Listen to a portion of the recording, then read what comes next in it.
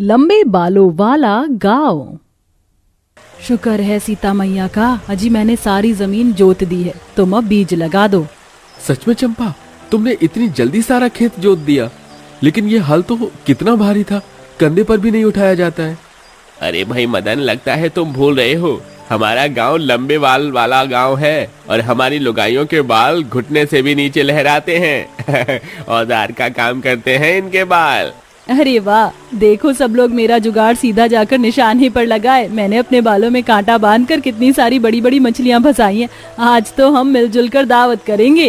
ये कहते हुए बबीता अपने लंबे बालों को ऊपर खींचती। उसके लंबे लहराते काले बाल झरने के पानी में से मछलियों का झुंड जाले में फंसाकर ऊपर ले आता है। मछलियों से भरा जाला फटने को था, इस बात से ये पता लग रहा था कि जाले का वजन कितना ज्यादा था। वहीं दूसरी तरफ पेड़ के नीचे डाली पर से मोहिनी अपने लंबे बालों से पेड़ की सूखी डाली तोड़ रही थी। जहां महिलाओं से लेकर छोटे छोटे बच्चों के बाल भी लंबे लहराते थे। आखिर लंबे बालों वाले इस अनोखे गांव के पीछे का रहस्य क्या है, जानने के लिए कहानी के पिछले भाग को देखते हैं। एक समय में किशनगंज गांव बहुत ही कुशल था। गांव की महिलाएं बहुत ही रूपवती थी, सबके बाल कमर तक बल खाते थे। गांव की जमीन बहुत ही उपजाऊ थी, सभी के पति किसान थे। खेती बाड़ी करके वह अपने साल भर का भरण पोषण आराम से कर लिया करते थे। इतवार की सवेरे सवेरे चंपा बबीता अपनी बेटियों के बाल में तेल डाल रही थी। माँ, आराम आराम से कंघा करो ना, मेरे बाल नोच रहे हैं। अरे आराम से ही तो कर रही हूँ लाडो। हे भगवान, बाल बाल सुलझाने में ही तेरे कितने बाल निकल गए, कितने हल्के बाल हो गए, इसीलिए कहती हूँ तेल डाल कर रखा कर। अरे चंपा, मैं तो मेरी सोनी के बाल तेल में चुपड़ कर रखती हूँ, फिर भी इसके बाल झड़ रहे। और मेरे भी, जब से पोखर का पानी खारा हुआ है, हमारे गाँव की सब औरतों के अच्छे खासे बाल हल्के हो गए हैं। कोई अच्छा तेल शैम्पू लगाना होगा तभी फर्क पड़ेगा, वरना हम तो पूरी तरह गंजी हो जाएंगे। दोनों बातचीत कर रही होती है, तभी गांव के अंदर तेल का प्रचार करता हुआ एक आदमी आता है। तेल ले लो, तेल एक शीशी लगाओ और बाल झड़ने की समस्या से निजात पाओ। 100 रुपए में 2 बोतल तेल, एक पे एक फ्री। आ जाओ बहन जी, ले लो तेल ले लो। गांव की सभी औरतों की नजर उस आदमी के लंबे काले बालों पर टिक जाती है। सबका मुंह खुला का खुला रह जाता है। अरे चंपा, देख रही है, इस आदमी के बाल तो नागिन की तरह बलखा रहे हैं। चल हम भी तेल खरीद लेते, मुझे तो बड़ा फायदेमंद लग रहा है। और 100 रुपए कोई महंगा भी नहीं है, बड़ा सस्ता है। प्रचार के आधार पर गांव की सभी औरतें उस बहरूपिया आदमी से तेल खरीद लेती हैं, मगर उनमें से किसी को भी असलियत पता नहीं थी कि वह आदमी सर पर विग लगाए हुए था। थोड़े दिन में गांव की औरतों के बाल और हल्के हो जाते हैं। तभी एक दिन गुंजा नाम की एक बड़ी ही गरीब गंजी काली लड़की तेल शैम्पू बेचने आती है। तेल शैम्पू ले लो रीठा, गुड़हल, शिकाकाई का बनाया तेल शैम्पू ले लो। बहन जी, तेल शैम्पू ले लीजिए, 1 महीने में ही आप लोगों के बाल गारंटी के साथ लंबे और घने कर देगा। उस गंजी काली लड़की को गांव के अंदर तेल शैम्पू बेचता देखकर सभी औरतों का गुस्सा उस बेकसूर पर भड़क जाता है। ये गंजी पटेल, काली कलूटी, बैंगन लूटी भी उस आदमी की तरह ठगेरू है। मैं तो कहती हूँ इसे चप्पल और जूते की माला पहनाते हैं और इसका मुंह काला करके यहाँ से निकलते हैं, तभी इन लोगों का ऐसा झूठा प्रचार करने की आदत जाएगी। सभी औरतें उसका मुंह काला करके जूते की माला पहनाती हैं और पत्थर मार मार कर गांव से भागने लगती हैं। बेचारी गुंजा रोती बिलखती है। भगवान के लिए मत मारो मुझे, निकल जा हमारे गांव से, वरना तेरी जान निकाल देंगे। तुम सब औरतों ने मिलकर मेरी जान ली है, तुम मेरी मौत की कसूरवार हो, इसलिए इस गांव की धरती श्रापित होगी और अब कोई अन्न की बाली यहाँ नहीं उपजेगी। तुम सब भुखमरी के शिकार होगे। ऐसे बोलकर गंजी गुंजा दम तोड़ देती है। पूरी धरती बंजर हो जाती है, गांव में सूखा और अकाल आ जाता है। यहाँ तक कि पूरा का पूरा गांव गंजा और बदसूरत हो जाता है। लोग उनकी शक्ल को देखकर भीख भी नहीं देते। सब अपनी बुरी दुर्दशा में अपने गुनाहों से तौबा करते हैं। तुम औरतों के कारण उस लड़की के श्राप पूरा गांव भुगत रहा है। अपने पापों का पश्चाताप करो, वरना हम सब मर मिटेंगे। जलन में हमसे बड़ी भूल हो गई काकी, हे ईश्वर हम पर तरस खा, हमें बचा। तभी उस लड़की की आत्मा उन्हें दिखाई देती है। तुम लोगों को तुम्हारी भूल का एहसास है, लेकिन मैं अपनी श्राप को तो लौटा नहीं सकती। लेकिन मैं तुम्हें वरदान देती हूँ कि गांव की सभी औरतों के बाल जादुई बाल हो जाएंगे, जिसे तुम औजार और अपनी ताकत के रूप में इस्तेमाल कर सकती हो। मगर अगले 1 साल तक ये जमीन कंटीली झाड़ी उपजेगी, इसलिए यहाँ से पूर्व की दिशा में चले जाओ। वहाँ एक विशाल पेड़ है, सब उस पेड़ पर ही बस जाओ। देखते देखते चमत्कार हो जाता है। सभी औरतों और बच्चों के लंबे बाल लौट आते हैं जब उस पेड़ पर आ जाते हैं जिसके चारों ओर जिंदा चट्टान से जल के सोते बहते हुए झरने गिर रहे थे। ये पेड़ तो कितनी खतरनाक जगह पर है, हम लोग वहां तक कैसे पहुंचेंगे? एक तरफ झरना है, दूसरी तरफ खाई, जरा भी पैर डगमगाया तो जान से जाएंगे। आप सभी घबराइए मत, हम अपनी लंबे बालों को रस्सी के रूप में इस्तेमाल करके उस पेड़ वाले स्थान तक पहुंच जाएंगे। ए मेरे जादुई लंबे बाल, और लंबे हो जाओ। मोहिनी के ऐसा बोलते ही उसके बाल रस्सी के जैसे लंबे होते जाते हैं। पूरा गांव बालों के सहारे उस पेड़ तक पहुंचता है। ये पेड़ तो कितना विशाल, बड़ा और ऊंचा है, इस पर तो हमारा पूरा का पूरा गांव समा जाएगा। मगर उतने ऊंची डाल तक कैसे पहुंचा जाएगा? बालों की सहायता से। अब इसी पेड़ पर हम अपना लंबे बालों का गांव बसाएंगे। बबीता पेड़ पर पहुंच जाती है और अपने लंबे बाल को जड़ के समान इस्तेमाल करती है। सबके पति लकड़ी काटकर उन्हें थमाते हैं और वह लंबे मजबूत बालों से खींच लेती हैं। इसी तरह सब पेड़ के ऊपर ही टिकाऊ घर बनाकर रहने लगते हैं और उस झरने और पेड़ को अपने उपयोग में लाते हैं। अरे वाह, आज तो जैसे हमारे लंबे बालों वाले गांव में खुशी आ गई है। इतनी मछलियां, इन्हें बेचकर तो हम मुनाफा कमा सकते हैं। इतनी मछलियां हम खा भी नहीं पाएंगे। तो सोच क्यों रहे हो? जाकर इन मछलियों को बेचकर जो पैसे बने उससे खेती करने के लिए खाद बीज ले आओ।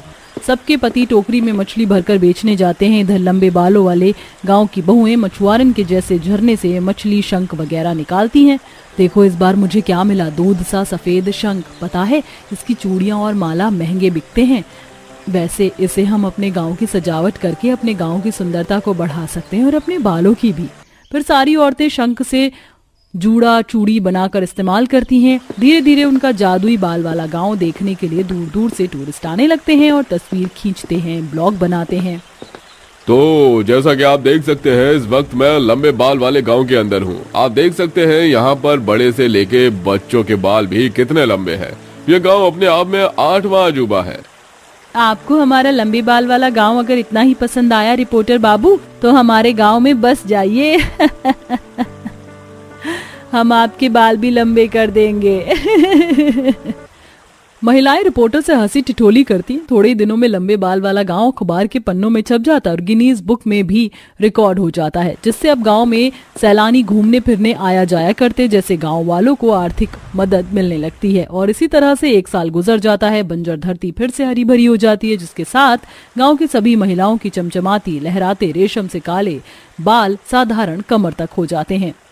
मैं इस गांव को श्राप मुक्त करती हूँ। अब तुम लोग इस गांव में आराम से रह सकते हो, लेकिन फिर कभी किसी का उपहास मत उड़ाना, जो तुम्हें इस तरह कष्टदायक जीवन का फल ना भोगना पड़े।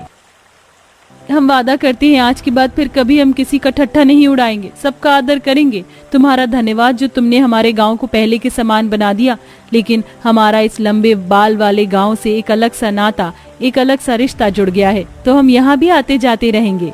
हाँ बिल्कुल, ये लंबे बाल वाला गांव आज के बाद तुम्हारा ही होगा। उस दिन के बाद से गांव वाले खुशी खुशी गांव में अपना जीवन निर्वाह करने लगते हैं और शांति और सुकून भरे पल के लिए लंबे बाल वाले गांव में भी आया जाया करते थे। ठंडे मौसम की ठंडी हवाएं चल रही थीं और गरीब झोपड़ी में 5 बहू ठंड से सिसक रही थीं। बाप रे बाप, इस बार तो बड़ी कड़क सर्दी पड़ी है। मेरे तो हाथ सुन्न हो गए हैं। तेरे हाथ सुन्न हुए हैं? अरे मेरे तो हाथ लाल पड़ गए हैं ठंडे पानी में कपड़े धोकर। काश कुछ इस सर्द मौसम में गर्मा गर्म खाने के लिए मिल जाता, लेकिन घर पर सब्जियां कहाँ हैं? अरे पैसे और सब्जी नहीं है तो क्या हुआ, तुम भूल गई? हमने हरी सब्जी की जड़ को 2 हफ्ते पहले अपने आंगन में दबा दिया था। अब पालक और मेथी उग गई हैं। चलो उसी के पकौड़े बना लेते हैं और साथ में अदरक की चाय, मजा आ जाएगा। मेरी जुगाड़ू बहू, तुम्हें उठने की कोई जरूरत नहीं है। मुझे पता है तुम्हारा दिमाग अब कहाँ कहाँ चलने लग गया है, इसीलिए तुम्हारे जुगाड़ से मैंने तुम्हारी जुगाड़ू चाय और पकौड़े दोनों बना लिए हैं। चलो अब खाने का मसा लो। आहा, क्या पकौड़े की खुशबू आ रही है, मैं तो जल्दी से खाऊंगी। अरे अरे बहुओं, पकौड़े खाने के लिए मैं भी लाइन में लगा हूँ। लेकिन जुगाड़ से याद आया, आज सुबह मुझसे बाल्टी टूट गई थी। उसका जुगाड़ हो सकता है क्या? हमारे पास गिनती की 2 ही तो बाल्टी है। अरे बाबा जी, आप पकौड़ों का मजा लीजिए। उस बाल्टी को ठीक करना तो हम 5 बहू के बाएं हाथ का खेल है। पांचों बहू अपने सास ससुर के साथ ठंड में गर्मा गर्म पकौड़े का मजा लेती हैं और फिर ससुर की टूटी प्लास्टिक की बाल्टी को एक खराब टूथब्रश को पिघलाकर उसी टूटी हुई जगह पर लगाती हैं जहां प्लास्टिक चिपक जाती है और बाल्टी ठीक हो जाती है। फिर मालिनी बाल्टी में पानी डालकर सास ससुर को दिखाती है। देखा, बाल्टी एकदम ठीक हो गई ना आपकी जुगाड़ू बहू से। वाह वाह बहू, तुम पांचों की जुगाड़ से तो घर में बहुत फायदा हो जाता है। भगवान सबको तुम जैसी बहुएं दे। पांचों बहुएं घर में हर किसी चीज का हल जुगाड़ से निकाल लिया करती थी। क्या कोई बड़ी परेशानी आने पर वो अपने जुगाड़ से परिस्थिति का सामना कर पाएंगी, ये जानने के लिए आइए हम कहानी में आगे बढ़ते हैं, जहां पांचों बेटे पहाड़ी क्षेत्र में चट्टान तोड़ने और पत्थर उठाने का काम किया करते थे। लेकिन उनका काम इतना मंदा था कि घर वालों की 2 वक्त की रोटी भी पूरी नहीं हो पाती थी। एक दिन उनके गांव में पानी की समस्या हो गई, जिस वजह से सभी लोग बाल्टी, मटके इत्यादि लेकर दूर से हैंडपंप और नदी से पानी लेकर आ रहे थे। माँ जी, हम तो खुद 12 लोग हैं। हम लोग को तो पानी की दिक्कत और होगी, क्योंकि हमारे पास तो पानी रखने की जगह ही नहीं है और ना ही बर्तन, और ऊपर से ज्यादा लोग, फिर खाना बनाना, नहाना, सब कुछ करना पड़ता है। हाँ माँ जी, भले ही सर्दी हो लेकिन पानी तो चाहिए ना। मेरे पास एक जुगाड़ है। हम जमीन में एक गड्ढा कर लेते हैं, जैसे कि तालाब में पानी रहता है। हम उस गड्ढे में पानी को जमा कर लेंगे, जहाँ से हम पानी भी पी पाएंगे और खर्च भी कर पाएंगे, और लकड़ी के फट्टे से ढक देंगे। अरे हाँ, ये जुगाड़ तो बढ़िया है।